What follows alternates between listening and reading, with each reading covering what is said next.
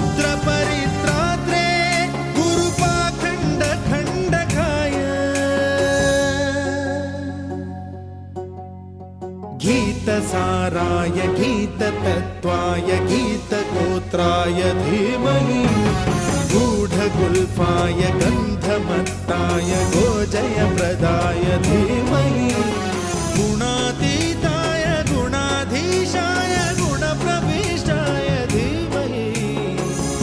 एकदन्ताय वक्रतुण्डाय गौरीतनयाय धीमहि